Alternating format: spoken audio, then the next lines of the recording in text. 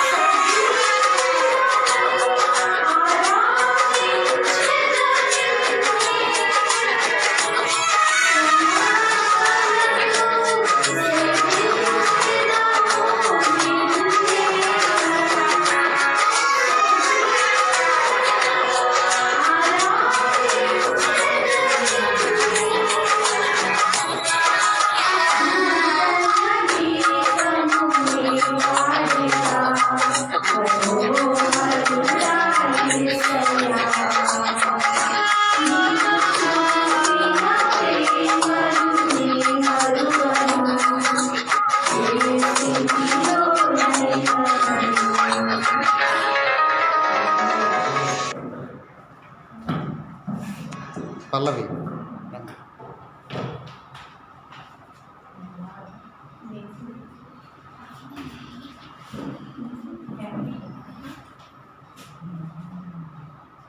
వెళ్ళండి రికార్డ్ అవుతుందా?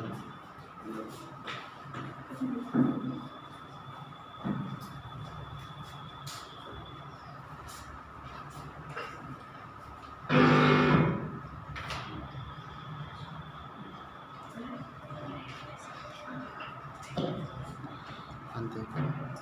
ఎల్లవేళలందు కష్టకాలమందు బలముండ యేసును స్తుతింతుం. ఎల్లనూ నీవే నాకెల్లడలా బలపడదే వివరింపా.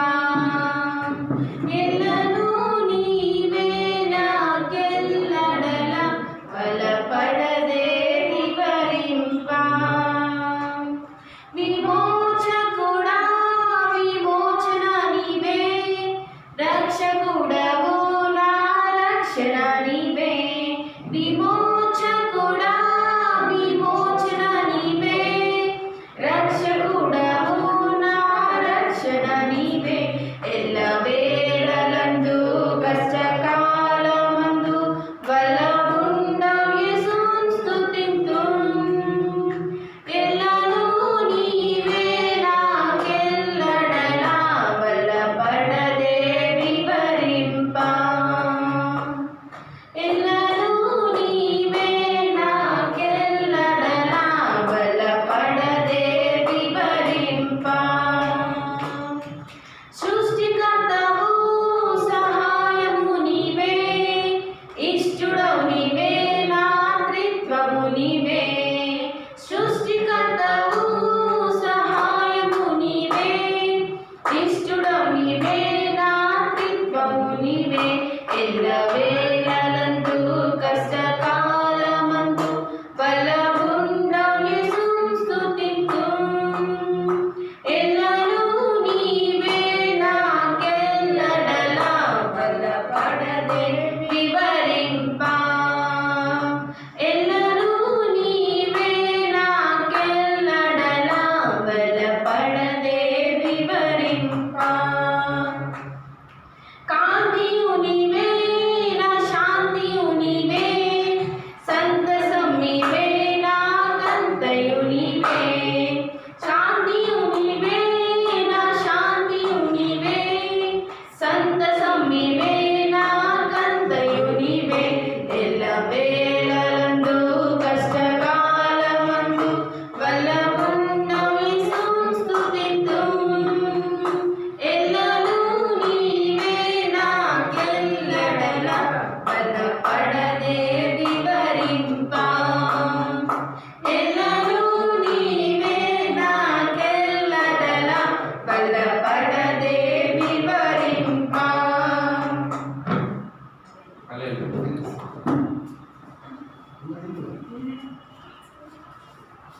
అప్టాక్ లేదు, వెళ్ళాలి.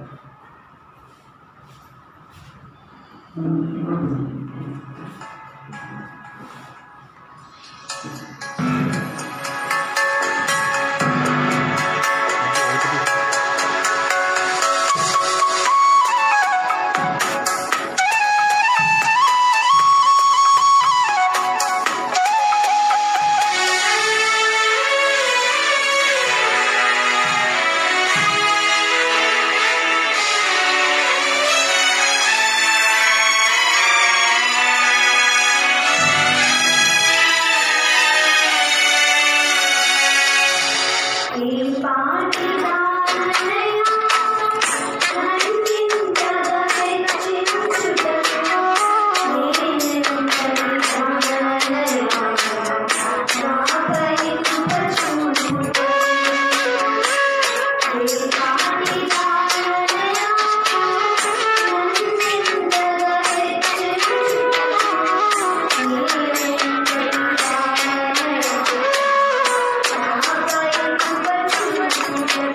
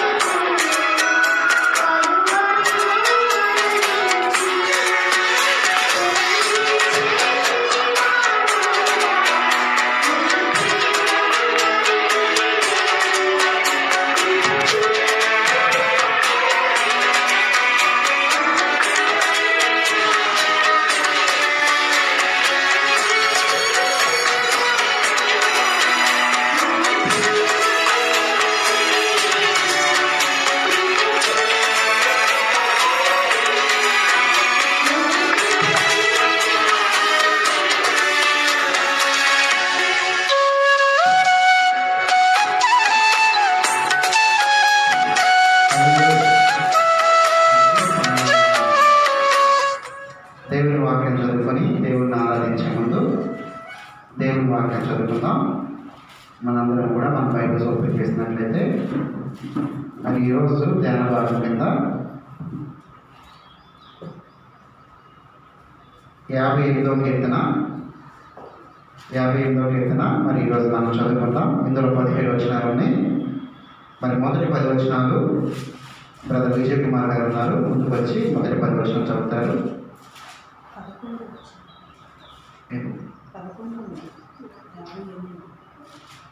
సారీ, 58వ కీర్తన కదా, మొత్తం 11 వచనాలు బ్రదర్ చదువుతారు.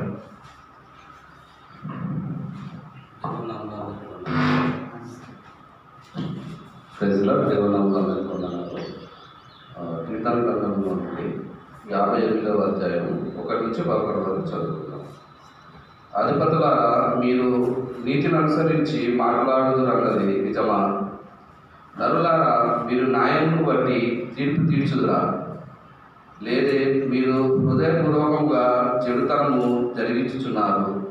దేశమందు మీ చేతి బలాత్కారము చూసి చెల్లించుచున్నారు.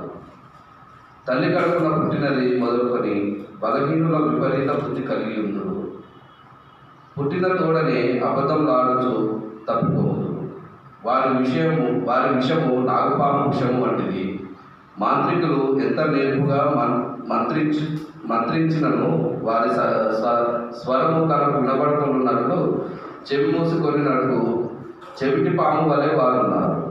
దేవ, వారి నోటి పండ్లను విరగొట్టుము. యెహోవా కొదమ సింహముల కోరలను కూడగొట్టుము. వారు నీళ్ళ వలె వారు గతించిపోదురు. అతడు తన బాణములను సంధింపగా అవి తునాతునకలైపోవును. వారు కరిగిపోయిన నత్తవలే నుందురు. సూర్యుని చూడని గర్భస్రావము వలె నుందురు. మీ కుండకును ముళ్ళకంపల సెగ తగలకమునుపే అది పచ్చిదైనను ఉడికినదైనను ఆయన దాన్ని నెరగొట్టుచున్నాడు. ప్రతిదండన కలుగగా నీతిమంతులను చూసి సంతోషించుదురు.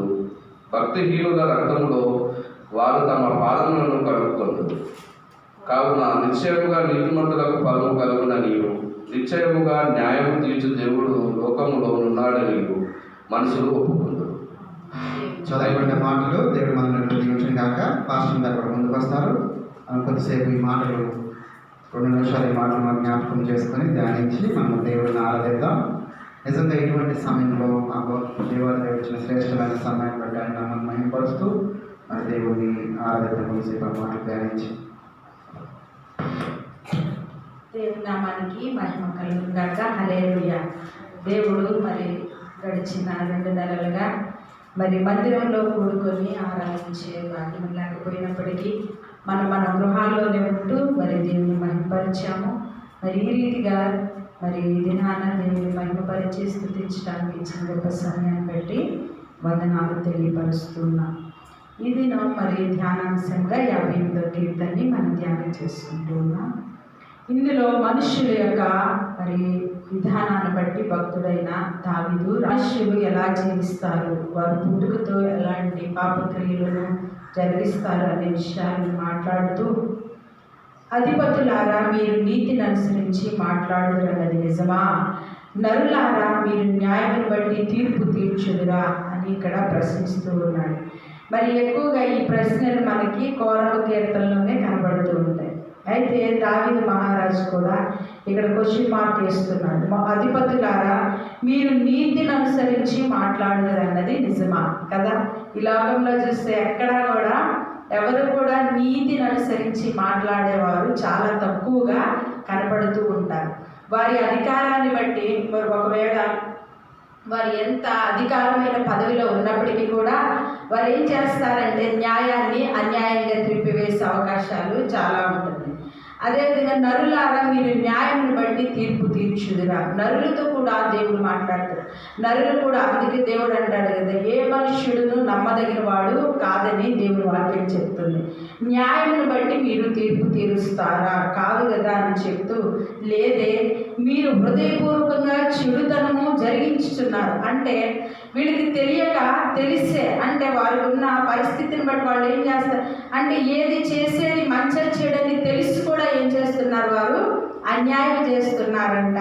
ఇంకా నీతిని అనుసరించిన వారిగా వారి లోకంలో ఉంటున్నారు. వీరందరికీ ఒకనొక దినాన ప్రతిదండన కలుగునని దేవుడు మాట్లాడుతూ ఇక్కడ 10వ వచనంలో చూస్తే ప్రతిదండన కలుగగా నీతిమంతులు చూచి సంతోషించుదురు. ఒకవేళ అధికారులు మరి వారికి ఉన్న అధికారాన్ని ఉల్లంఘించినప్పుడు, లేదా మరి నరులు కూడా మరి న్యాయంగా తీర్పు తీర్చాల్సిన వారు అన్యాయంగా మాట్లాడుతున్నప్పుడు, ఇవన్నీ దేవుడు చూసి చూసి చూసి ఒకనొక దినానంట మనిషికి ఏం చేస్తాడు, ప్రతిదండన అనేది కలుగు చేస్తూ ఉంటాడంట.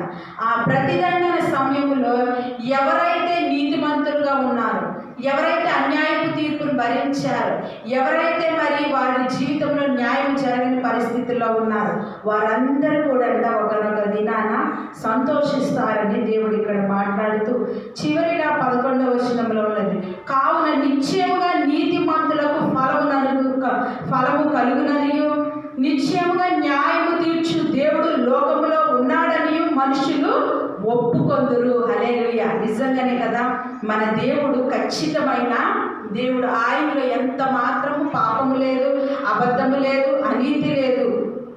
ఇక్కడ అందుకంటే నిశ్చయముగా అంటే ఖచ్చితంగా నీతిమంతులకు ఫలము కలిగిద్దంట. మనము ఒక్కొక్కసారి శ్రమలను బట్టి ఇదిగో ఇంత నీతిమంతులుగా జీవిస్తున్నాం కదా, మనం ఎవరికి అన్యాయం చేయలేదు, మరి ఎవరికి కూడా హాని చేయలేదు, ఎందుకు ఈ శ్రమలు అని ఒక్కొక్కసారి అనుకుంటాం. కానీ ఇక్కడ దేవుడు అంటున్నాడు, నీతిమంతులకు ఒక ఫలం అనేది ఉన్నది. హల్లెలూయా. నీవు కష్టంలో, ఇరుకులో అదే నీతిని కొనసాగిస్తూ, అదే ఇబ్బందిని నువ్వు అనుభవిస్తూ, అవే నిందను నువ్వు భరిస్తూ ఉన్నట్లయితే దేవాది దేవుడు అంట ఫలాన్ని సిద్ధపరిచాడు. అంత మాత్రమే కాదు కానీ నిశ్చయంగా న్యాయము తీర్చు దేవుడు లోకములో ఉన్నాడని మనుషులందరూ కూడా ఒప్పుకుంటారు. మనుషులందరూ నిజమే. ఇప్పుడు ఎవ్వరూ దేవుడిని ఒప్పుకోవట్లా కదా. న్యాయం తీర్చే దేవుడు, నీతిమంతుడైన దేవుడు, మరి పాపికి మరి విడుదలనిచ్చే దేవుడు, లేదా పాపిని రక్షించే దేవుడు ఉన్నాడని ఎవ్వరు కూడా ఒప్పుకోవటం లేదు.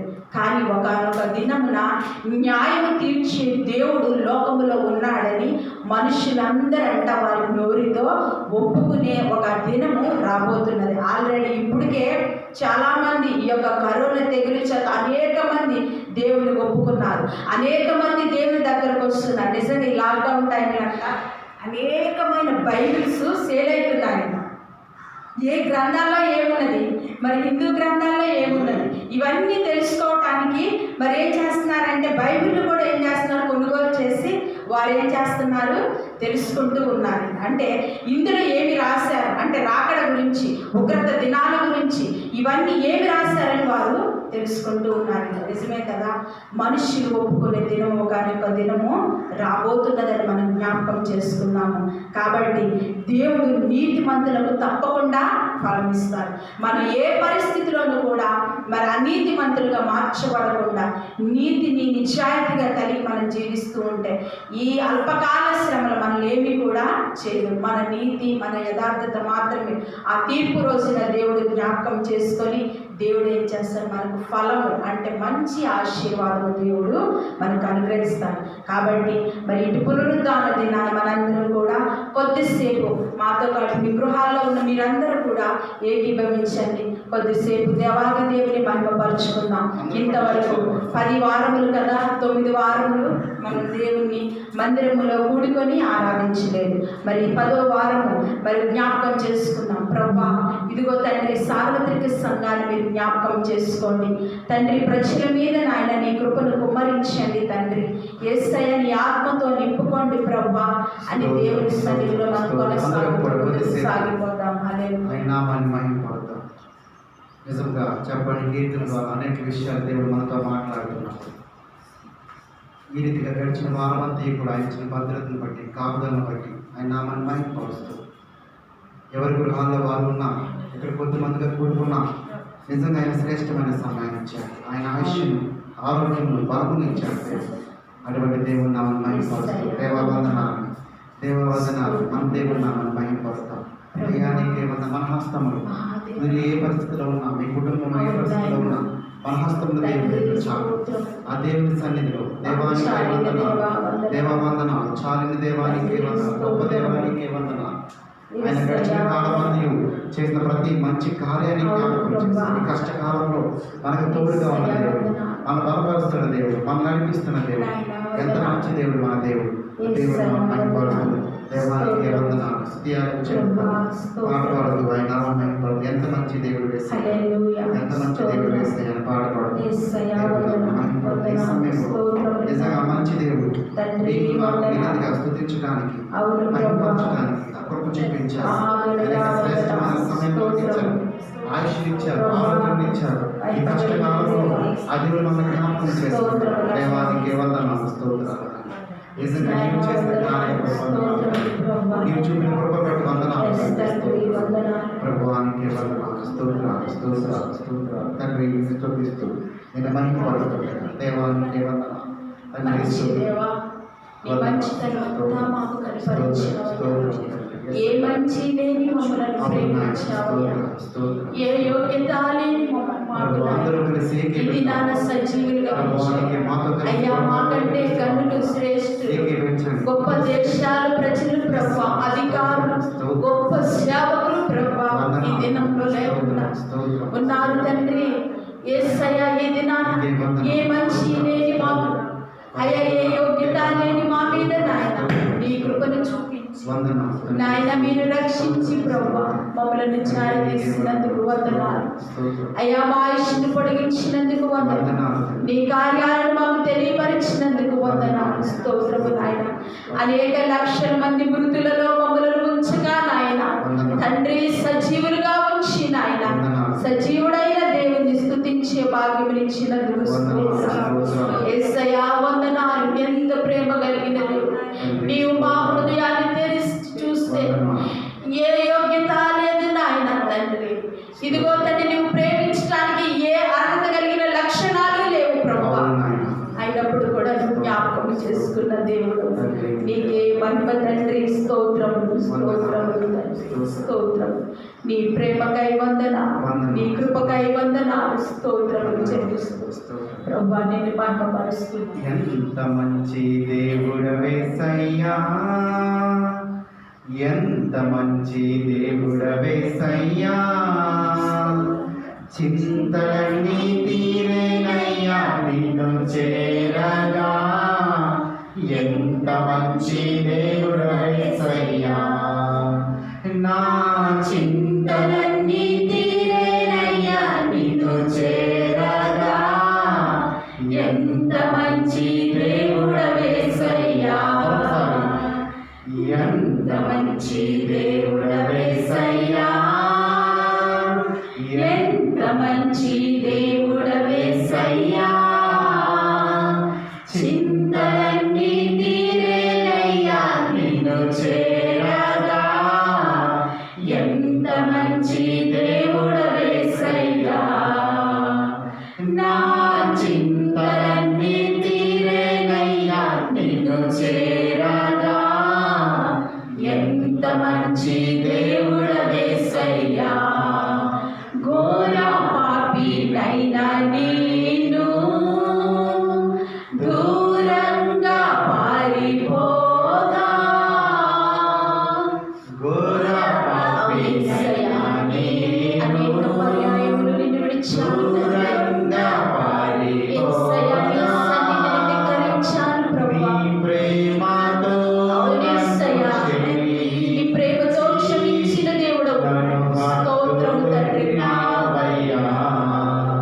నీ ప్రేమతో నన్ను క్షమించి నన్ను హత్తుకున్నావయ్యా. ఎంత మంచి దేవుడవేసయ్యా,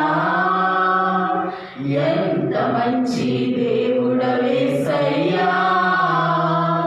చింతలన్నీ తీరేనయ్యా నిన్ను చేరగా. ఎంత మంచి దేవుడవేసయ్యా, నా చింతలన్నీ తీరేనయ్యా నిన్ను చేరగా. ఎంత మంచి దేవుడవేసయ్యా.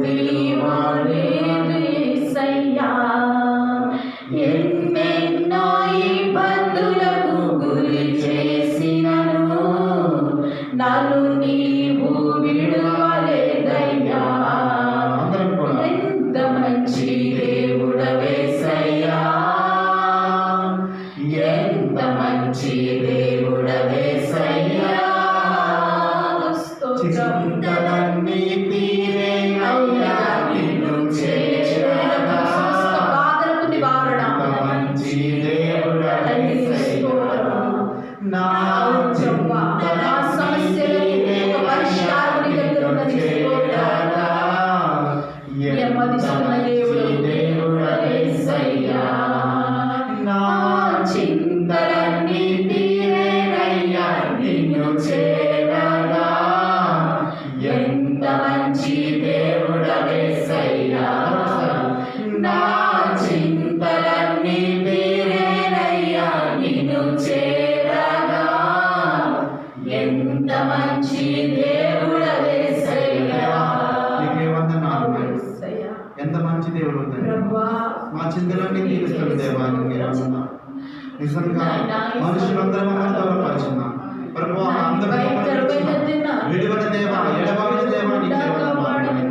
నీకు వ్యతిరేకమైన జీవితం కలిగి నీకు దూరంగా వెళ్ళినప్పుడు మమ్మల్ని జ్ఞాపకం చేసి నీ కృప చేత మమ్మల్ని నడిపిస్తున్నందుకు వందనాలు. నీ ప్రేమతో నన్ను హత్తుకున్నందుకు వందనాలు. నీ ప్రేమతో వందనాలు తండ్రి. ప్రభువా, నీకే వందనాలు. ఎంత గొప్ప దేవుడు నాయనా. అందరం కలిసి నిజంగా ఆ దేవుని జ్ఞాపకం చేస్తాం. మనం ఎలాంటి పరిస్థితుల్లో ఉన్నా మన వైపు చూస్తున్న కృప కలిగిన దేవుడు నామం మహిమపరుస్తూ దేవానికి వందనాలు. నిజంగా ఆయన ఎంత మంచి దేవుడు. ఆ దేవుని నామాన్ని మహిమపరుస్తూ కీర్తిస్తూ మన నోళ్ళు తెరిచి మన హస్తములు ఆయన వైపు చాపి మన గృహంలో మనం ఉండగా ఆయన వైపు చూస్తూ జ్ఞాపకం చేసుకున్న దేవుడు. నిజంగా ఆయన ముందు మనకు ఎటువంటి యోగ్యత లేకపోయినా మనుషులు ఎవరు మనకి మన వైపు చూడకపోయినా ఆయన మనం చూస్తూనే ఉన్నాం, మనం బలపరుస్తూనే ఉన్నాం. అటువంటి దేవుడు నామం దేవ వందనాలు. దేవ నాకున్న వారందరూ నన్ను విడచిపోయినాను. నాకున్న వారందరూ నన్ను విడచిపోయినాను.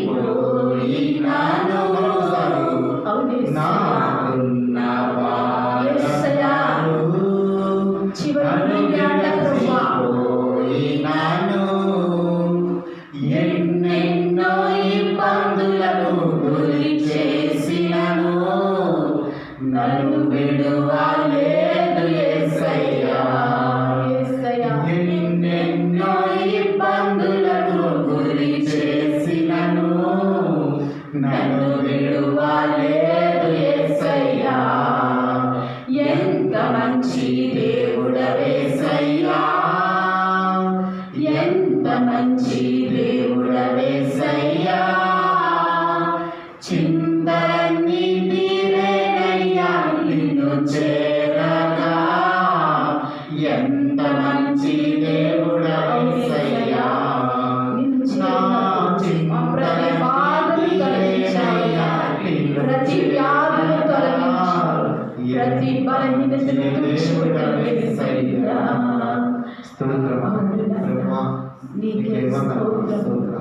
పరిశుద్ధుడా, ప్రేమ రాజ్యానికి నీ ప్రేమ మా చింతనానికి ఇస్తున్న దేవానికి మమ్మల్ని బలపరుస్తున్న దేవా, మమ్మల్ని నడిపిస్తున్న వాడానికి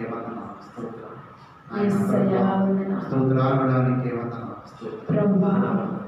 ఆయన స్తోత్రం ప్రార్థన చేసుకుంటాం. నిజంగా దేవుడి జ్ఞాపకం చేసుకుంటాం. ఆయన చేసిన కార్యం బట్టి ఆయన నామని మహిమపరుస్తూ గడిచిన వారం అందించిన భద్రతను బట్టి ఈ కష్టకాలంలో 2 నెలలుగా మనం పోషిస్తున్న దేవుని వైపు మనం చూస్తూ మరి బలపరుస్తున్న దేవుని వైపు మనం చూస్తూ మనకు ఆరోగ్యం ఇచ్చిన దేవుని వైపు మనం చూస్తూ అనారోగ్యంగా ఉన్న బలహీనత ఆయన మనకు ఆయుష్ని ఇచ్చాడు, ఆరోగ్యం ఇచ్చాడు, బలపరిచాడు. ఈరోజు ఆయన స్తుతించే భాగ్యం ఇచ్చాడు. అందరి బట్టి ఆయన మహిమపరుస్తూ దేవానికి వందనాలు, దేవానికి వందనాలు. మనందరం కలిసి మీరు ఎక్కడ ఉన్నా ఎలా ఉన్నా ఏకీపించి స్తుతి ప్రార్థన చేద్దాం. ఆ మధ్యలో ఉన్న జ్యోతి గారి ముందుకు వస్తూ అందరూ ఏకీపించి ప్రార్థన చేద్దాం. తండ్రి స్తోత్రం, స్తోత్రం ప్రభువా, నీకే వందనాలు, స్తోత్రం. అందరూ ప్రార్థన చేసుకున్నాం. స్తుతి స్తుతి స్తుతి స్తుతి స్తోత్రాలు తండ్రి, వందనాలు తండ్రి. పరలోకమందున నా తండ్రి, నీ పాదాలకి వందనాలు, స్తుతులు స్తోత్రాలు తండ్రి. యేసయ్య, మరి నాయన ఈ పరిశుద్ధ దినం ఆదివారం దినమున దేవా, మరి నాయన లైవ్గా మేము నాయన ప్రార్థిస్తుండగా మరి మా ప్రార్థనలతో పాటు నాయన దేవా, మీరు మాకు నాయన తండ్రి సహాయం చేస్తున్నందుకు మీకు వందనాలు, స్తుతులు స్తోత్రాలు తండ్రి. గడిచిన దినమంతా మమ్మల్ని కాచి కాపాడి దేవా, ఈ దినమున నాయన ఈ విధంగా నిలబడి మీ కొరకు ప్రార్థన చేసే భాగ్యాన్ని మాకు ఇచ్చినందుకు మీకు వందనాలు దేవా. నాయనా తండ్రి మేము ఇప్పటి వరకు నాయన మిమ్మల్ని స్తుతించే భాగ్యాన్ని మాకు ఇచ్చినారు, మీకు వందనాలు దేవా. యేసయ్య మరి నాయన ఇంటి భాగ్యత లేక ఎంతో మంది దేవా తండ్రి నశిస్తున్న ప్రతి ఒక్కరిని నాయన మీ నామంలో జ్ఞాపకం చేసుకోండి. ప్రతి ఒక్క బిడ్డని నాయన తండ్రి ప్రార్థించే బిడ్డలుగా నాయన తండ్రి నేను ఆశీర్వదించమని అడుగుతున్నాను దేవా. నాయన తండ్రి మీ సేవకుల ద్వారా నాయన మాట్లాడుతున్న మాట ఏదో దేవా, మమ్మల్ని మేము సరి చేసుకునే విధంగా దేవా మరి మీ సేవకులతో మాతో మాట్లాడమని అడుగుతున్నాను దేవా. మరి మా జీవితంలో దేవా మీ మనసుకు ఆయస్కరంగా ఇంకా ఏదైనా ఉంటే అయినా మేము ఆ వాక్యాన్ని విని దేవా తండ్రి మనసులో భద్రపరచుకొని ఆ వాక్య ప్రకారం ఉండటకు మీరే మాకు సహాయం చేయమని అడుగుతూ నాయన తండ్రి మేము ఇప్పటివరకు చేస్తున్న పాటల ద్వారా వాక్యం ద్వారా మిమ్మల్ని గణపరిచే భాగ్యాన్ని మాకు ఇచ్చినందుకు మీకు వందనాలు స్తోత్రాలు తండ్రి. ఈ కొద్దిపాటి విన్నపాటి పాసన చేర్చుకొని వేసినాము అడిగి వేడుకుంటున్నాను తండ్రి. కూర్చుందాం అందరం కూడా. మంచిది. మరొకసారి మరి మాతో కలిసి లైబ్రరీ చూపిస్తున్న ప్రతి బిడ్డ కూడా నా యొక్క వందనాలు తెలియజేస్తున్నాను. మరి నిజంగా 2 మాసములుగా మనము మందిరానికి వచ్చి ఆరాధించలేని పరిస్థితి అయినప్పటికీ ఆ కృపగలిగిన దేవుడు మరి తోడు ఉన్నారు. మరి మేమైతే ఇంతకాలం కూడా గృహంలో నుంచి కుటుంబంలో నుంచి లైవ్ ఇస్తున్నాం. మరి చాలా రోజుల తర్వాత మందిరానికి వచ్చి ఈతిగా లైవ్ ఇవ్వడానికి ఆరాధించి కలిసి ఏకీపించడానికి ఆ దేవుడు కృప చూపించడానికి కూడా ఆయన మహిమపరుస్తున్నాను. మరి ఈ సమయంలో మనం దేవుని వాక్యం చదువుకుందాం. బైబిల్స్ వారందరూ కూడా బైబిల్స్ తీసినట్లయితే మత్తయి సువార్త 7వ అధ్యాయము, మత్తయి సువార్త 7వ అధ్యాయము మరి 18 నుంచి 27 వచనాల వరకు నేను చదువుతాను. 15 నుంచి 27 వచనాల వరకు బైబిల్ వారందరూ కూడా మీ బైబిల్స్ చేసినట్లయితే మరి మత్తయి సువార్త 7వ అధ్యాయము 15 నుంచి 27 వచనాల వరకు నేను చదువుతున్నాను. చూడండి. అబద్ధ ప్రవక్తలను గురించి జాగ్రత్త పడి వారు గొర్రెల చర్మం వేసుకొని మీ ఎద్దబోతారు, కానీ లోపల వారు క్రూరమైన తోడేలు. వారి ఫలము వల్ల మీరు వారిని తెలుసుకుందరు. మొండ్ల పొదలలో ద్రాక్ష పండ్లైనను పల్లీల చెట్లను అంజూరు పండ్లైనను కోయుదురా. అలాగనే ప్రతి మంచి చెట్టు మంచి ఫలములు ఫలించును, పనికిమాల చెట్టు కాని ఫలములు ఫలించును. మంచి చెట్టు కాని ఫలములు ఫలింపనేరదు, పనికిమాలిన చెట్టు మంచి ఫలములు ఫలింపనేరదు. మంచి ఫలములు ఫలింపని ప్రతి చెట్టు నరకం నుండి నరకబడి అగ్నిలో వేయబడును. కాబట్టి మీరు వారి ఫలముల వల్ల వారిని తెలుసుకుందరు.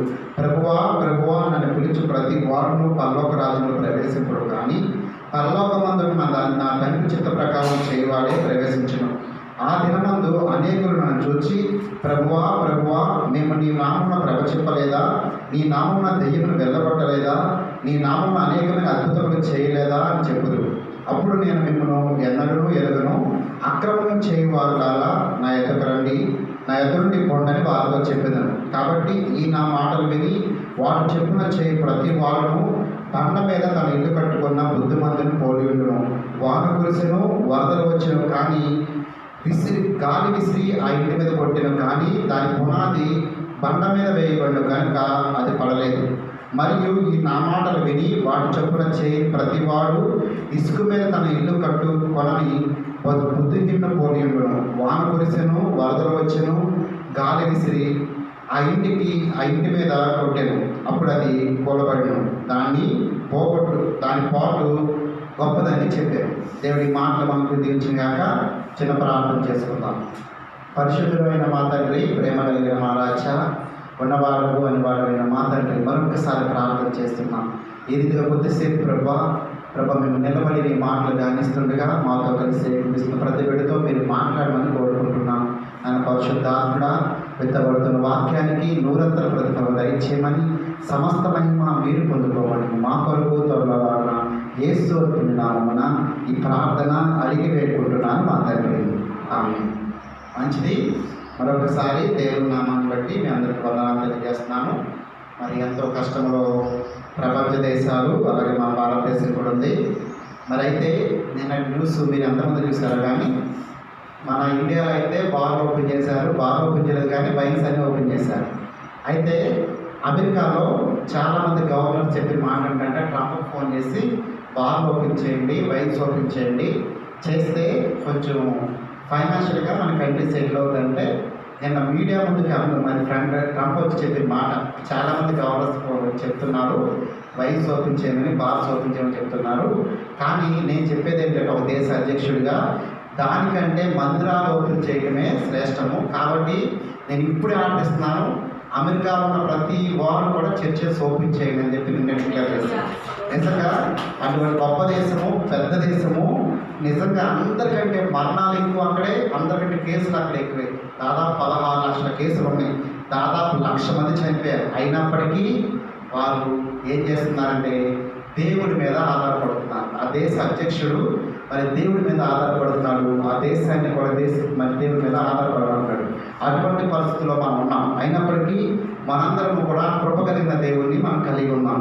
ఈ సమయంలో నేను గడిచిన వారం అంతా ఆలోచించినప్పుడు, పరిశుద్ధాత్మ దేవుడితో ప్రార్థన చేసినప్పుడు ఏం చెప్పాలన్నప్పుడు నాకు దేవుడు నిన్నటి దగ్గర ఒక విషయాన్ని బయలుపరిచాడు. మరి మత్తయి సువార్త 5వ అధ్యాయము, 6వ అధ్యాయము, 7వ అధ్యాయం, ఈ 3 అధ్యాయాలు చూస్తే ఈ 3 అధ్యాయాలు కొండ మీద ప్రసంగం అంటారు. యేసు ప్రభు వారు మొదట చేసిన ప్రసంగం. ఈ ప్రసంగంలో మీరు 5వ అధ్యాయం నుంచి 7వ అధ్యాయం వరకు కూడా చాలా విషయాలు ఉంటాయి. ఒక మనిషి ఈ లోకంలో జీవిస్తున్నప్పుడు ఎలా జీవించాలి, ఎటువంటి మంచి కలిగి ఉండాలి, ఎటువంటి వాక్యాసారం జీవితం కలిగి ఉండాలి, ప్రతీది చెప్పుకొచ్చి కన్క్లూజన్ ఇస్తున్నాడు ఆయన. ఈ 3 అధ్యాయాలు వచ్చి చివరికి వచ్చి ముగించే ముందు ఒక మాట చెప్తున్నాడు. మరి ప్రతి క్రైస్తవుడు కూడా ఈ విషయాలు జ్ఞాపకం చేసుకోవాలి. ఎందుకంటే ఈ మధ్య ఎప్పుడు నాకు ఎక్కువగా ఫేస్బుక్, యూట్యూబ్ చూసి అలవాటు లేదు, కానీ యూట్యూబ్ అయితే వాక్యాలు వింటాను, కానీ ఫేస్బుక్ చూసి అలవాటు ఎక్కువ లేదు. ఈ మధ్య మన గురించి నేను ఫేస్బుక్ చూస్తుంటే, ఫేస్బుక్ ఆన్ చేస్తే అసలు నాకు తెలిసి ఒకవేళ 1 నిమిషం కూడా లైవ్ లేని ప్రోగ్రామ్ అంటే ఏదో చేసి మన క్రిస్టియన్స్ది 24 అవర్స్లో ప్రతి నిమిషం లైవ్ వస్తుంది. అసలు ఒక లైవ్ లేని ప్రోగ్రామ్ అంటూ లేదు. అంటే నాకు అనిపిస్తుంది, దీని గురించి ఆలోచించినప్పుడు కొంతమంది నేను జస్ట్ ఆ వీడియోస్ క్లిక్ చేస్తున్నప్పుడు, వాళ్ళు చూస్తున్నప్పుడు నాకు అర్థమైన విషయం. కానీ ఎక్కువగా ఎవరు సత్యవాక్యం ప్రకటిస్తూ ఉంటారో నేను చూస్తూ ఉంటాను, కొన్ని వీడియోస్ క్లిక్ చేసి చూస్తూ ఉంటాను. ఆ వీడియోస్ క్లిక్ చేసినప్పుడు యథార్థంగా వాక్యాన్ని బోధించే వారికి లైక్ ఉండవు, షేర్ ఉండవు. కానీ ఇక్కడ నిలబడి మీకు అద్భుతం జరుగును కాక, మీరు పొందును కాక, మీరు గృహం పొందును కాక, మీకు ఆరోగ్యం పొందును కాక, మీకు స్వస్థత వచ్చును కాక అంటే ఎక్కువ లైక్లు ఉంటుంది. నాకు దాన్ని బట్టి నిజంగా ఆలోచించినప్పుడు, నిన్న దినాన మరి ఈరోజు ఏం వాక్యం మరి పంచుకోవాలని ఆలోచించినప్పుడు, మరి దేవుని దాసులు కూడా అడుగుతుంది, రేపొద్దు వాక్యం మరి నేను అడుగుతున్నప్పుడు, నేను ప్రార్థనాపూర్వకంగా ఆలోచించినప్పుడు దేవుడు నాకు ఎందుకో ఈ మత్తయి సువార్తలో వచ్చి ఈ మాట జ్ఞాపకం చేశాడు. యేసయ్య మరి తన యొక్క ప్రసంగంలో చివరిలో చెప్తున్న మాట, చివరిలో చెప్తున్న ఇది చాలా శ్రేష్టమైన మాట. ఈ మాటను మీకు జ్ఞాపకం చేస్తాను. మత్తయి సువార్త 7వ అధ్యాయము మరి 15వ వచనం. మత్తయి సువార్త 7వ అధ్యాయం 15వ వచనం. అబద్ధ ప్రవక్తలను గురించి జాగ్రత్త పడుడి. ఒక నిమిషం, దేవుడు అన్నీ చెప్పాడు, చెప్పిన తర్వాత చివరిలో చెప్తున్న మాట అబద్ధ ప్రవక్తల గురించి జాగ్రత్త పడు. ప్రవక్త అంటే జరగబోయే సంగతులను చెప్పేవాడు. ప్రవక్త అంటే జరగబోయే సంగతులను చెప్పేవాడిని ప్రవక్త అంటారు. తిమోతి రాసిన, పేతురు రాసిన 2వ పత్రిక స్టార్ట్ చేయండి. పేతురు రాసిన 2వ పత్రిక 2వ అధ్యాయము, పేతురు రాసిన 2వ పత్రిక 2వ అధ్యాయము 1వ వచనం. మరియు అబద్ధ ప్రవక్తలు ప్రజలలో ఉండిరి, అటువలనే మీలోనూ అబద్ధ బోధకులు ఉందరు. అక్కడ యేసుప్రభు వారు చెప్పారు, అబద్ధ ప్రవక్తల గురించి జాగ్రత్తగా ఉండండి అంటున్నాడు. ఇక్కడ పేతురు అంటున్న మాట ఏమన్నాడంటే, అబద్ధ ప్రవక్తలు ఉన్నారు, అలాగే అబద్ధ బోధకులు ఉన్నారు. మనందరం కూడా క్రైస్తవులుగా ఎప్పుడు కూడా ఆలోచించేది ఏంటంటే, మనము ఎంతవరకు కూడా మరి మనకు ఎంతవరకు ఆశీర్వాదాలు, బ్లెస్సింగ్స్ బాగా దీవించబడటం కావాలి. కానీ ఆత్మీయతలో దేవుడు మనం ఆశీర్వదించబడటం ఆయన యొక్క చిత్తమై ఉన్నది. ఎందుకంటే ఆది పితృడైన ఆదాము అవ్వకే ఆయన ఆశీర్వాదంతో ఆయన ప్రవచనాత్మకంగా మాట్లాడారు. అంత మాత్రం కాదు, యేసుప్రభు వారు కూడా అనేక సార్లు ఆయన దగ్గరికి వచ్చిన వారిని స్వస్థపరిచారు, ఆయన దగ్గరికి వచ్చిన వారిని ఆశీర్వదించారు, ఆయన దగ్గరికి వచ్చిన వారిని అద్భుతాలు చేశారు. కానీ ఈ అద్భుతాలు ఇది ఏదైనా సరే మనం దేవుని దగ్గర రావడానికి ఒక సూచన. ఒకసారి మార్కు సువార్త తీయండి. మార్కు సువార్త అక్కడ ఒక మాట జ్ఞాపకం చేస్తుంటుంది, ఆయన ఎన్నో సూచక్రియలు చేశారని చెప్పి చివరి వచ్చారు.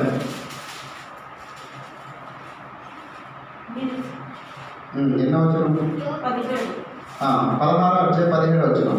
నమ్మిన వారి వల్ల ఈ సూచక క్రియలు కనబడెను. ఏవనగా నా నామమున దయ్యములను వెళ్ళగొట్టుదు, క్రొత్త భాషలు మాట్లాడుదురు, పాములను ఎత్తి 20వ వచనం చదవండి.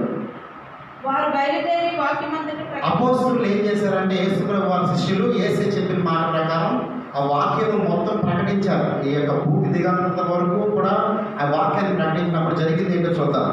ప్రభు వారికి సహకారుడై ఉంది. ప్రభు వారికి సహకారుడై ఉండి వెనువెంట జరుగుచూ వచ్చిన సూచక క్రియల వలన వాక్యమును స్థిరపరచుచుండెను. వాక్యమును స్థిరపరచుచుండెను. ఎందుకు సూచక్రియలు జరుగుతాయి, ఎందుకు అద్భుతాలు జరుగుతాయి అంటే మనం గ్రహించాల్సిన విషయం ఏంటంటే ఈ వాక్యము స్థిరపరచబడడానికి సూచక్రియలు జరుగుతాయి. అంతేకాని అద్భుతాలు సూచక్రియలు మన జీవితం కాకూడదు. మన జీవితంలో అద్భుతం జరగడం ద్వారా, మన జీవితంలో సూచక్రియ జరగడం ద్వారా మన వాక్యాన్ని లోబడాలని దేవుని ఉద్దేశం. ఎందుకు సూచక్రియలు చేశాడో చాలా స్పష్టంగా దేవుడు మాట్లాడుతున్నారు. కానీ ఈరోజు క్రైస్తవ సమాజం ఎలా ఆలోచిస్తుందంటే, క్రైస్తవులు ఎలా ఆలోచిస్తున్నారంటే చాలా వరకు కూడా ఒక ఆశీర్వాదం కోసము, ఒక అద్భుతం కోసం ఎదురు చూస్తున్నారు. కానీ హృదయంలో మారు మనసు, రక్షణ లేని వారిగా ఉంటున్నారు. రక్షణ తీసుకునే అనుభవం ఉంటుంది చాలా మంది. కానీ దేవుడు మాట్లాడుతున్న మాట అబద్ధ ప్రవక్తల గురించి జాగ్రత్త పడి. ఇంగ్లీష్లో ఆ మాటను చదివితే బివేర్ ఆఫ్ ఫాల్స్ ప్రీచర్స్ అన్నది. ఆ మాట ఎక్కువ ఉంటుంది, గేట్లు కొన్ని చోట్ల గేట్లు ఉంటుంది. Beware of dogs.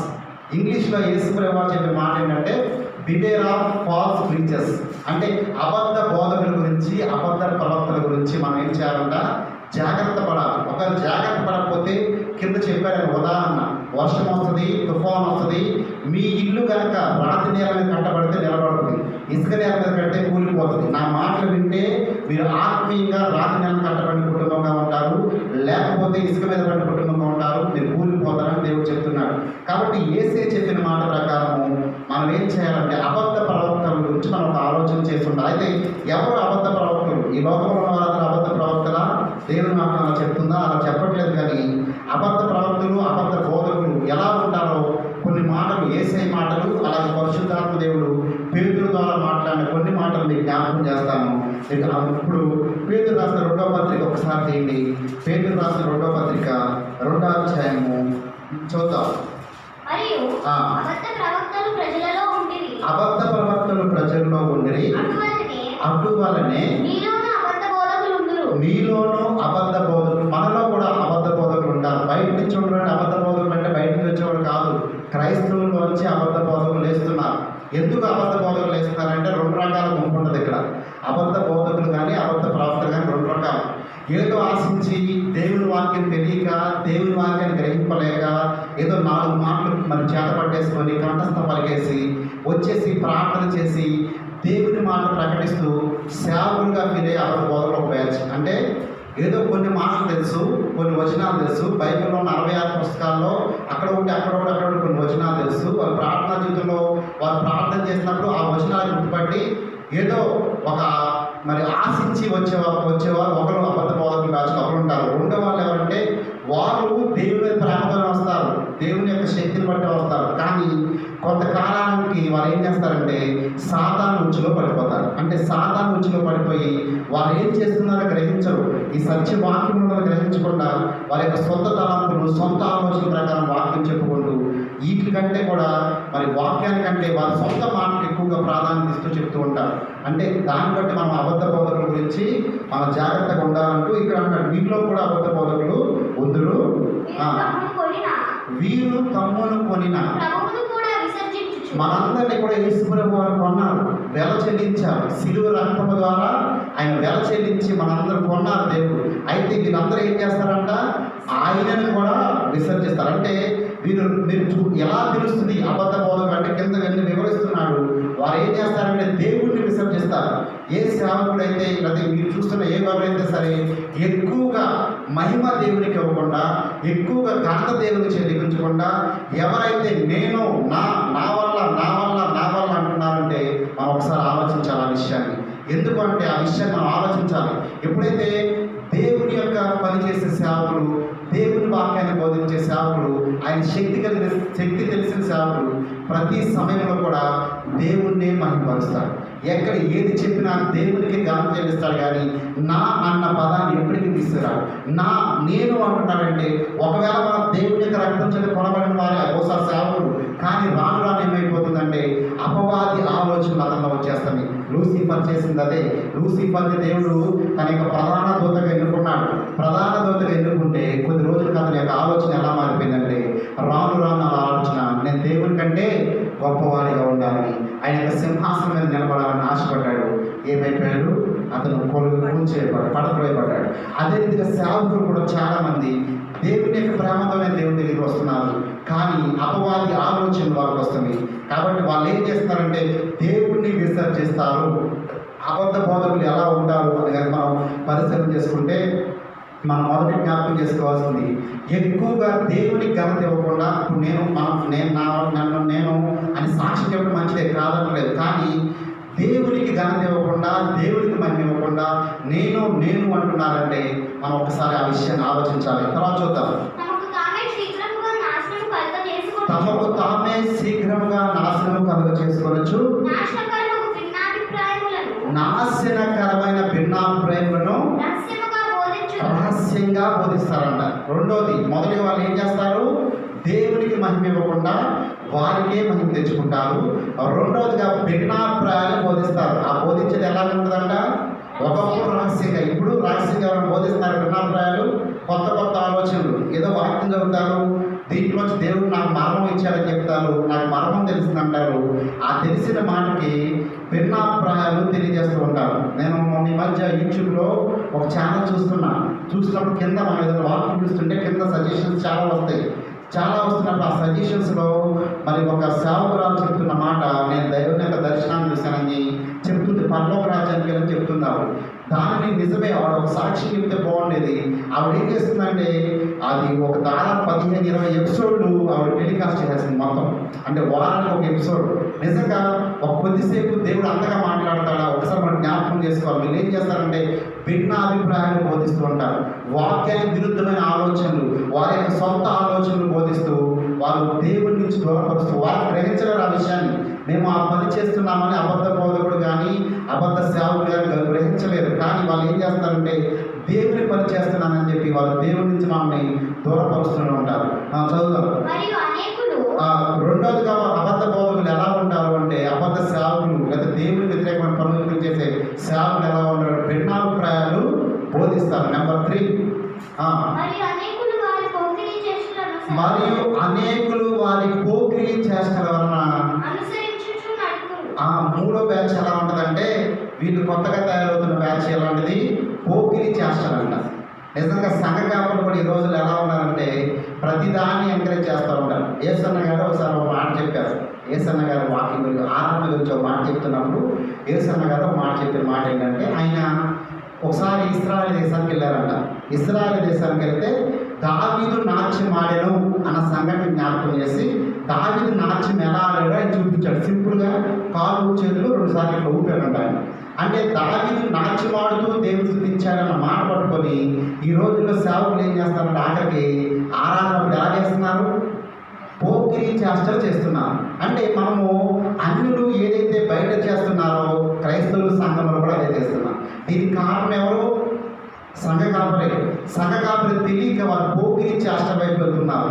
అంటే వాక్యంలో ఒక చిన్న మాటను పట్టుకొని దాని నుంచి ఏదో వారికి ఊహించిన విధంగా దానికి అర్థం తీసుకొని వాళ్ళు ఏం చేస్తున్నారంటే పోకిరీ చేష్టలు చేస్తూ వారు ముందుకు నడిపిస్తున్నారు. కాబట్టి నువ్వు జ్ఞాపకం చేసుకోవాల్సిన విషయం, మనం జ్ఞాపకం చేసుకోవాల్సిన విషయం, మనం ఎల్లప్పుడూ కూడా దేవుని దగ్గర ఉన్నప్పుడు ఆయన అంతగా అంటాడు కదా, మనము దేవుని ముందు కూడా, దేవుని ముందు అలాగే మనిషి ముందు ఒకే రీతిగా జీవించాలంట. చాలాసార్లు ఏం చేస్తామంటే దేవుని ముందు లేదా సంఘం ముందు ఎంతో పవిత్రత కలిగిన వారిగా ఉంటాం, బయటకు వెళ్ళిన తర్వాత లోకానుసారంగా జీవిస్తూ ఉంటాం.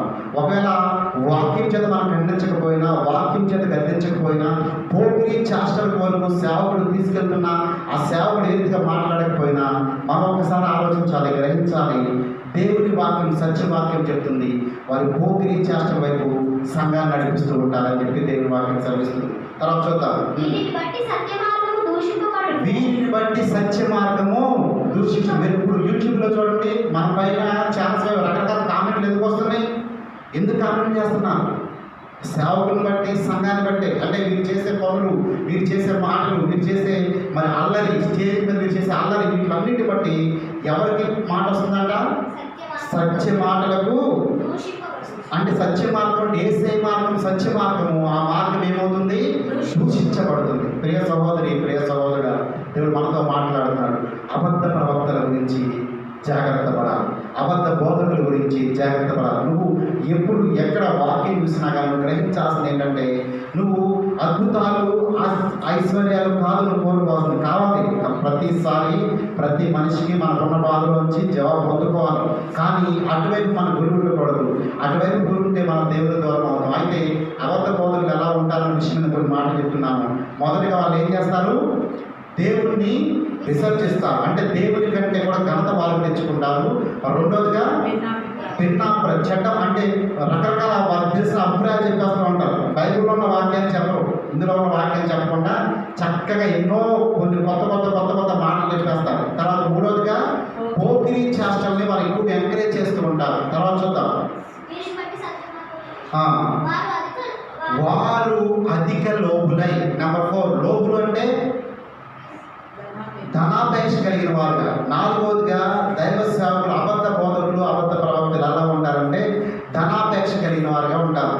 నిజంగా ఈ లాక్డౌన్ పీరియడ్లో నేను చాలా బాధపడే విషయం ఏంటంటే కొద్దిమంది సేవకులు నిజంగానే చాలా కష్టకాలంలో ఉన్నారు, చాలా ఇబ్బంది పడుతున్నారు. కానీ కొద్దిమంది సేవకులు కొంచెం పెద్దవాళ్ళు సహాయం చేసి ఎక్కడున్న వాళ్ళే ఉంటున్నారు. ఎంత బాధ అది! నిజంగా చాలా బాధపడాల్సిన విషయం. సేవకుడు ఎప్పుడు కూడా ధనానికి ప్రాధాన్యత ఇవ్వకూడదు. ధనము గురించి మనం ఎప్పుడు కూడా ఆశపడకూడదు. దేవుని చిత్తమైతే ఆయన దీవిస్తాడు. నేను దీవించబడిన విధానం చెప్పట్లేదు. కానీ అధిక లోబులు, ధనాన్ని ఎక్కువగా ఆశ పెట్టుకుంటే వాళ్ళు ఏం చేస్తారు? అధిక లోబులై వాళ్ళు ఏం చేస్తారు చూడండి. వీళ్ళు చేసే పని ఏంటంటే కల్పనా వాక్యములు చెప్తారు. కల్పనా వాక్యాలు అంటే కల్పన అంటే లేనిపోయిన కథలు. ఇప్పుడు ఒక జరిగిన యథార్థ సంఘటన ఒక ఉదాహరణగా చెప్పడం మంచిదే. ఒక జరిగిన సంఘటన సంఘానికి ఒక వాక్యాన్ని చెప్పేటప్పుడు, విశ్వాసం గురించి చెప్తున్నప్పుడు ఒక మంచి ఉదాహరణ చెప్పడం మంచిదే. మంచి నిజమైన సంఘటన, యథార్థమైన సంఘటన చెప్పి జ్ఞాపకం చేయడం మంచిదే. లేదా ఆరోగ్యం గురించి చెప్పినా, ఆమె ఆర్థిక సమస్య గురించి చెప్పి ఏది చెప్పినా ఒక యథార్థమైన విషయాన్ని సంఘంలో సాక్ష్యం చెప్పడం చాలా మంచిది. కానీ ఈ రోజుల్లో ఏం చేస్తున్నారంటే ఈ సాక్ష్యాలు పోయి కల్పనా వాక్యాలు వచ్చేసింది. అంటే సొంతమైన ఆలోచనలు, సొంత కథలు చెప్పేసి వాళ్ళు ఏం చేస్తున్నారంటే ఈ సత్య వాక్యాన్ని దూరపరుస్తున్నారు. ఈ దేవుని వాక్యాన్ని దూరపరిచి వాళ్ళు ఏం చేస్తున్నారంటే ఈ వాక్యాన్ని కంటే ఆ దేవుని యొక్క దాసుని యొక్క మాటలకు ఎక్కువగా లోబడిపోతున్నారు. వారు అలా చెప్పడానికి కారణం ఏంటంటే అధిక లోబులే. నిజంగా క్రైస్తవులు గ్రహింపలేని వారుగా ఉంటున్నారు. వారికి ఎక్కువ ప్రాధాన్యత. ఎవరికి ఎక్కువ ప్రాధాన్యత ఇస్తున్నారు ఈ రోజుల్లో సమాజం? క్రైస్తవ సమాజం ఎవరికి ఎక్కువ ప్రాధాన్యత ఇస్తున్నారు? ఎవరైతే కల్పన వాక్యం చెప్తారో, లేదా ఎవరైతే ధర్మ కలిగిన వారిగా చూసుకుంటారో. ఒకరోజు మేము ఒక సహోదరుడు నాతో మాట్లాడుతూ చెప్తున్న మాట, వారి ఇంటికంట దైవ సేవకులు వస్తే ఆయనంట 25,000 తప్పించి పంపించాడంట. అసలు ఆ మాట చెప్పినప్పుడు నాకు ఎందుకో చాలా బాధ అనిపించింది.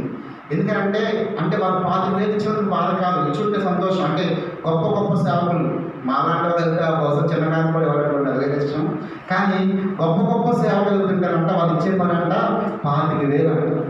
నిజంగా ఆ 25,000తో నేను ఒక్కసారి ఆలోచిస్తే 25 మంది సేవకులు ఒక నెల రోజులు రైస్ బ్యాగ్ అవుతాయి కదా. ఈ విశ్వాసులు ఎలా ఉన్నారు? వాళ్ళు ఏదైతే చెప్తున్నారో దానికి లోబడుతున్నారు, కానీ వాక్యంలో గ్రహింపు లేదు.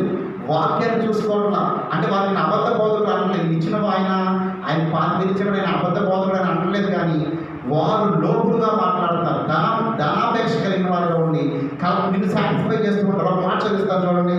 ఇర్మియా గ్రంథం 6వ అధ్యాయము, ఇర్మియా గ్రంథం 23వ అధ్యాయం 16-17 వచనాలు చూద్దాం. ఇర్మియా గ్రంథం 23వ అధ్యాయం 16-17 వచనాలు. సైన్యములకు అధిపతికి యెహోవా ఇలాగూ సెలవిచ్చుచున్నాడు.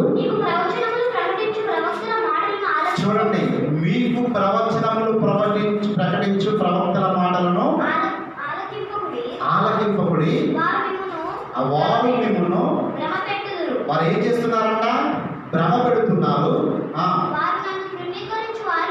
వారు నన్ను అంటే ఎవరైతే దేవునికి ప్రాధాన్యత ఇవ్వకుండా ఆ కుటుంబం విశ్వాస కుటుంబం ఉందో ఆ విశ్వాస కుటుంబానికి వెళ్ళి ఏమంటారంటే ఆ కుటుంబంలో యాక్చువల్గా వాళ్ళు దేవుని మీద ఆధారపడట్లా, దేవుని ప్రార్థన చేయట్లా, దేవుని ఎదుట విశ్వాస జీవితాన్ని కలిగి ఉండట్లా, వాక్యం చదవట్లా. కానీ వారి దగ్గరికి వెళ్ళి ఏం చెప్తారంటే వీళ్ళు మీకు క్షేమము కలుగును అని చెప్తారు.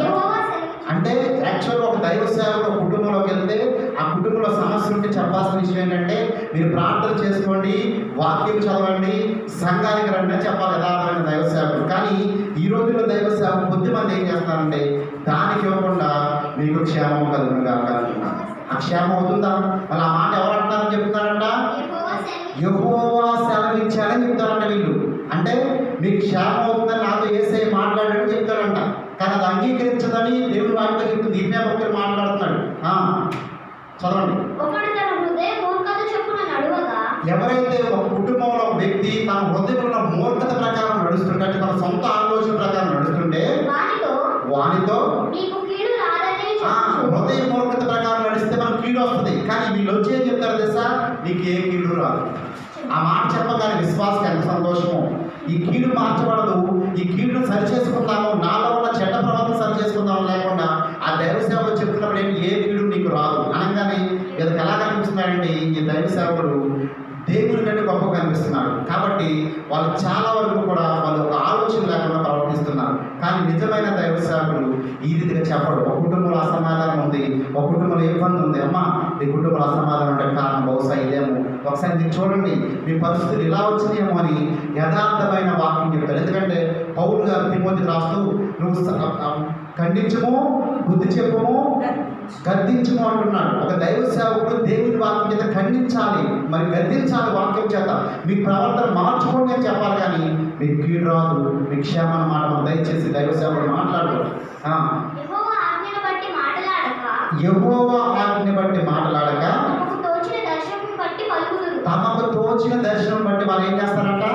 వాళ్ళకి ఏదో దర్శనం వచ్చింది. ఆ దర్శనం అపవాది దర్శనమా, ఆ దర్శనం దేవుని దర్శనం అని ఆలోచన లేకుండా వాళ్ళు ఏం చేస్తున్నారంటే మరి దేవుని యొక్క మాట ప్రకారం చెప్తున్నారు. అలాగే ఇర్మియా గ్రంథం ఇంకొకసారి ఈ మాట చూడండి, 6వ అధ్యాయం ఇంకొకసారి ఇర్మియా గ్రంథము 6వ అధ్యాయము, ఇర్మియా గ్రంథము 6వ అధ్యాయంలో వచ్చి 13-14 వచ్చిన అల్పులేమి గనులేమి కనులేమి వారందరూ మోసము చేసి దోచుకునేవారు. చూడండి వీళ్ళందరూ ఎలా ఉన్నారంటే, అంటే అబద్ధ బోధన గురించి నేను చెప్తున్నా అంతే, వేరే వాళ్ళకు వ్యతిరేకంగా నేను చెప్పేది. అయితే వీరందరూ అబద్ధములాడి దోచుకునేవారు, ప్రవక్తలేమి యాజకులేమి అందరూ వంచకులు, సమాధానము లేని సమయమున సమాధానము అని చెప్పుచు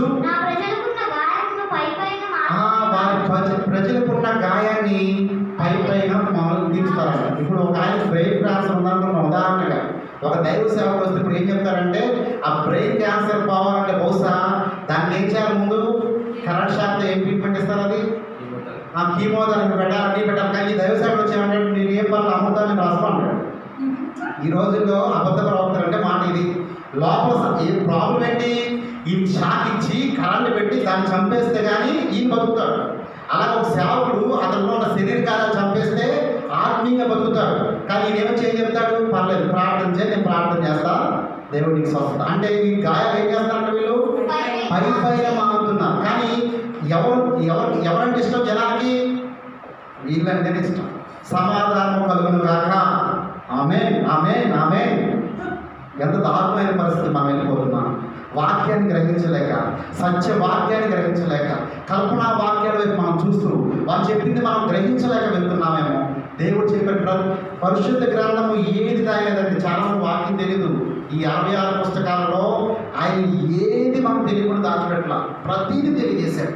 ప్రతి వచనం మన జీవితంలో పుట్టిన మొదలు చనిపోయే వరకు, చనిపోయి తిరిగి వేసే తిరిగి వరకు కూడా ప్రతిదీ చెప్పాడు ఆయన.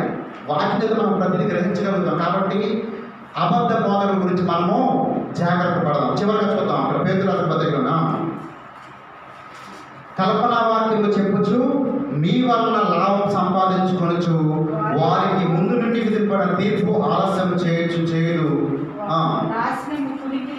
వారి నాశనము పురికి లేదు. వారు బాగుంటారండి, వారు బాగుంటారంటే వారి నాశనానికి వెళ్తున్నారు.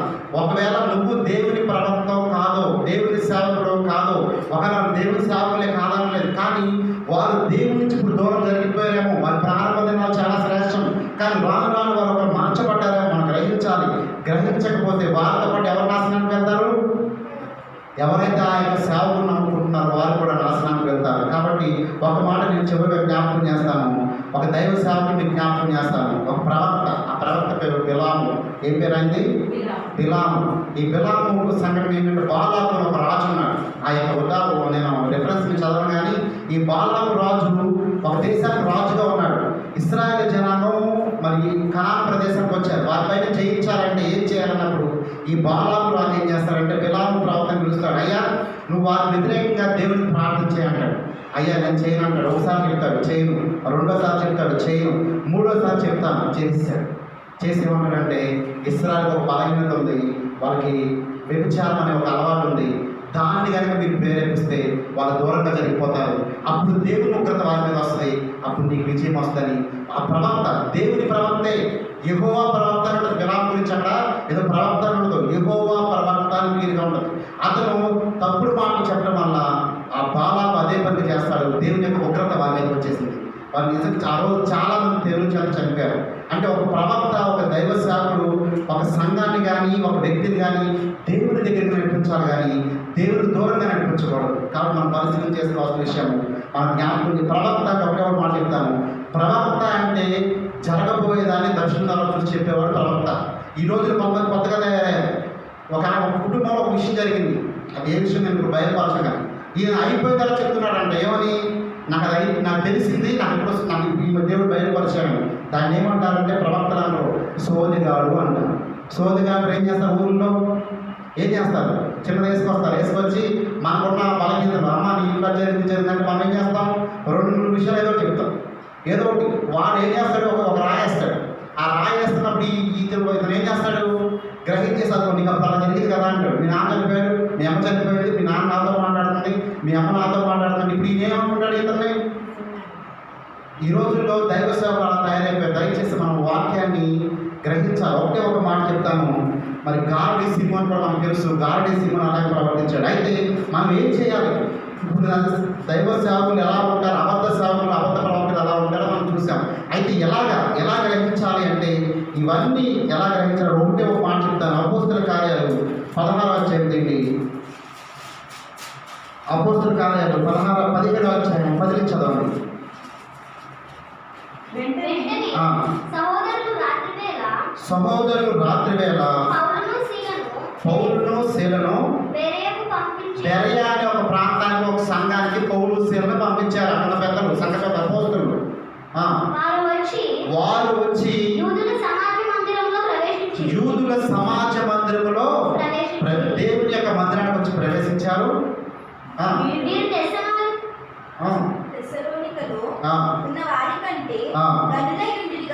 వీరంట ఈ బెరయ సంఘము తెస్సలోనిక సంఘం కంటే గనులుగా ఉన్నారు కనుక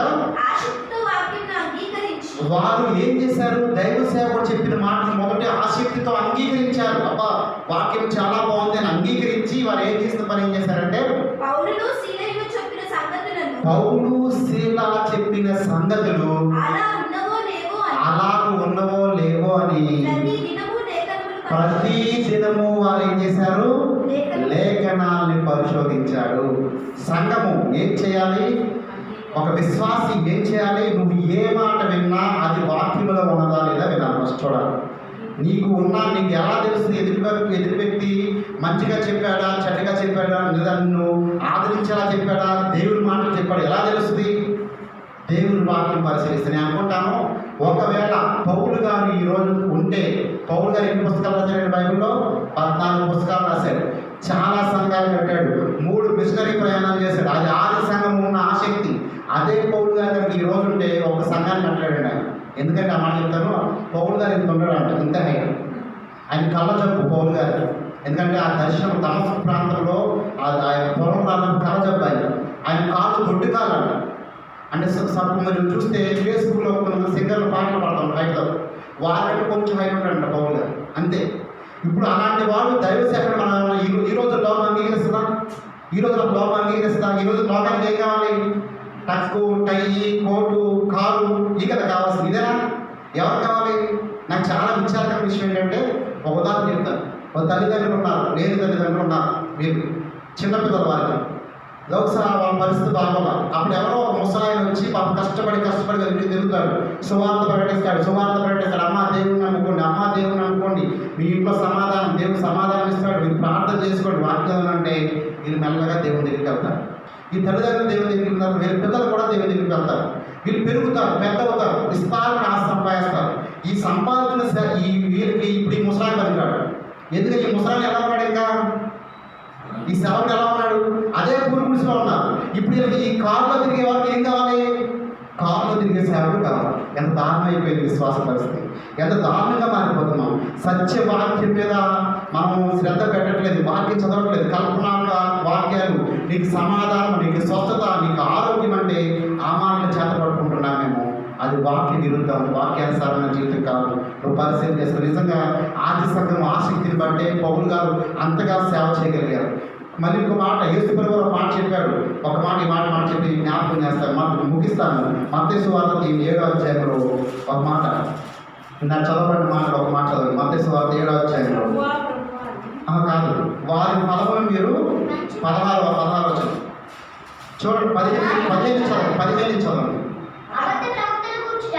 అబద్ధ ప్రవక్తలను గురించి జాగ్రత్త పడి వారు గొర్రెల చర్మమును వేసుకొని మీ యొద్దకు వస్తువులు కానీ వారు క్రూరమైన తోడేలుగా ఉంటారు. అయితే తర్వాత వారి ఫలముల వలన మీరు వారిని తెలుసుకుంటారు. ఫలము అంటే ఎలాగా? ఈ రోజుల్లో విశ్వాస అయితే ఫలం ఎలా చూస్తారంటే, దైవ సేవకుడి దగ్గర నుంచి ఫలము ఎలా చూస్తారంటే, ఒక వ్యక్తి దీవించబడిన సంఘ కాపురం కాదంటే ఒకటే చూస్తున్నారు. ఏంటో తెలుసా? విస్తారంగా నిండిపోవాలి. ఏంటిది?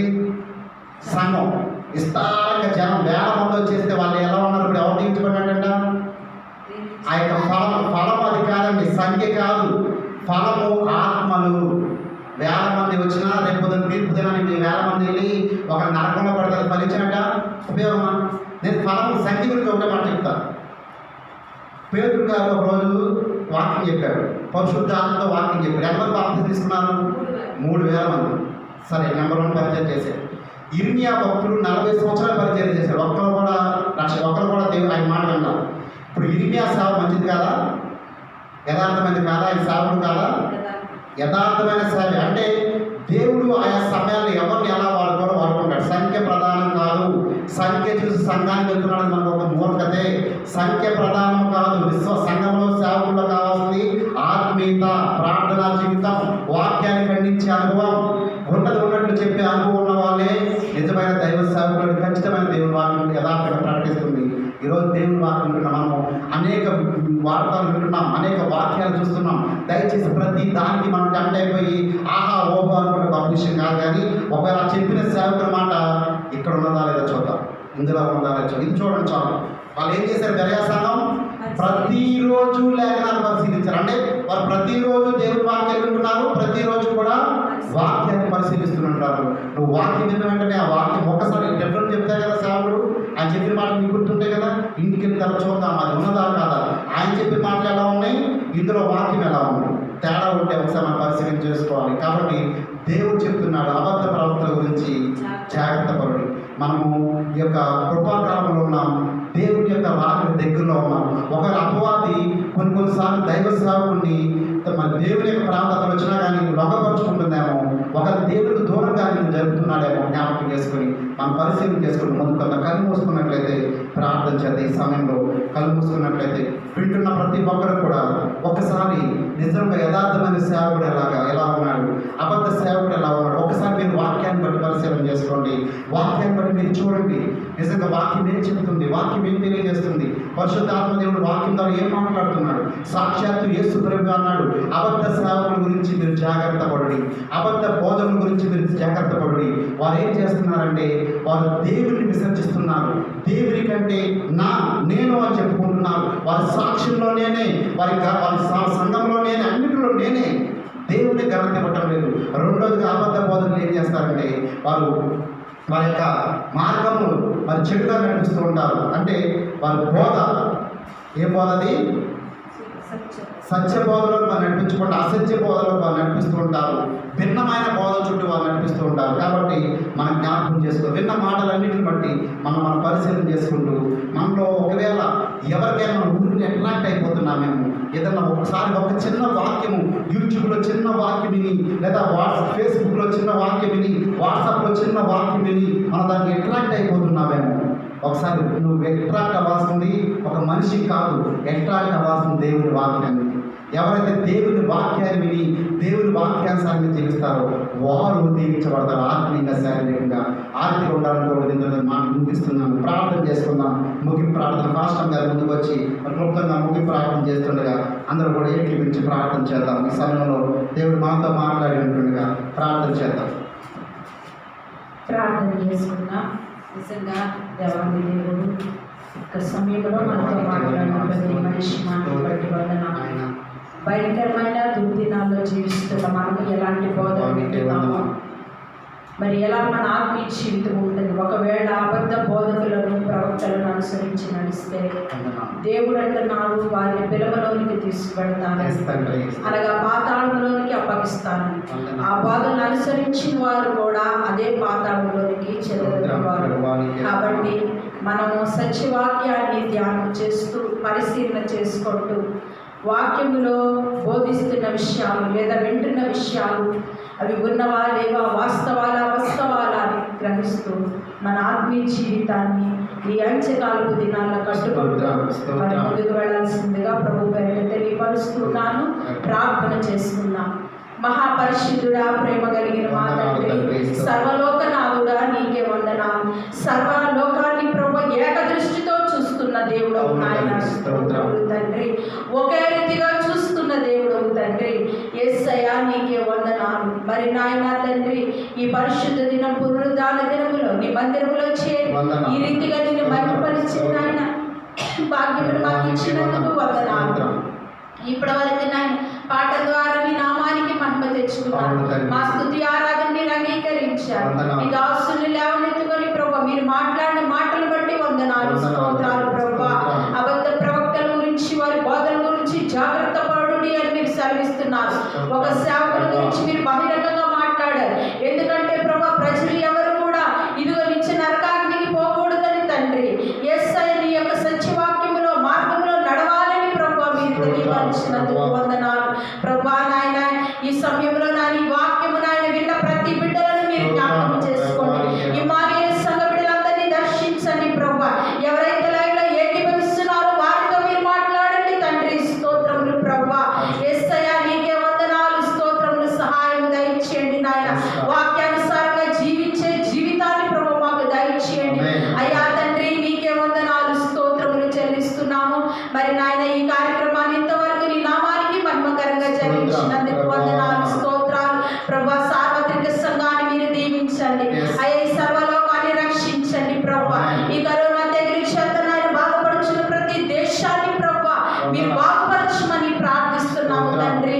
యేసయ్య సమాజంగా కూడుకునే గొప్ప భాగ్యమును మాకు అనుగ్రహించండి ప్రభా తండ్రి. నీకే వందనాలు. మొదటి దశాబ్దంలో జరిగిన నాయన ఉజ్జీవముతో నాయన తండ్రి మేమందరము సంఘాలు రగిలింపబడి నాయన తండ్రి బలపరచబడి నాయన తండ్రి లాక్డౌన్ తర్వాత ఇంకా ఉద్దేశింపబడిన వారమై తండ్రి నీ సన్నిధిలో గడిపే భాగ్యమును దయచేయమని వేడుకుంటున్నాను ప్రభా.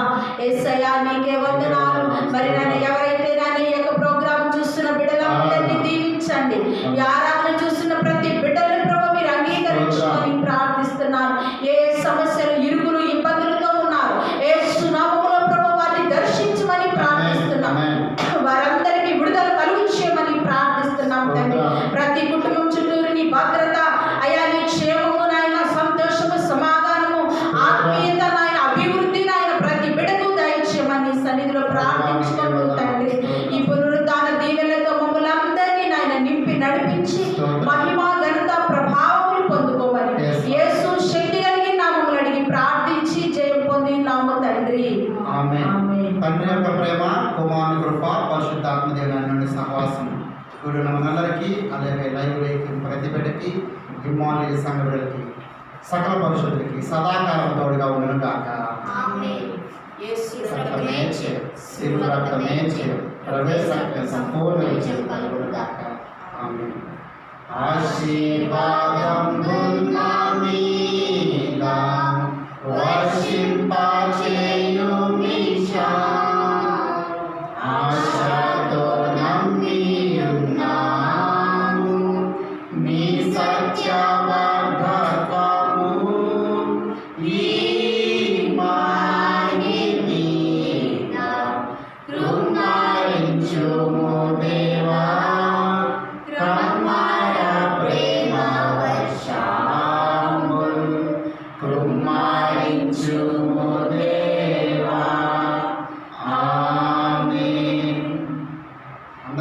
వందనాలు. దేవుడు మీ అందరినీ దీవించును గాక. God bless you all.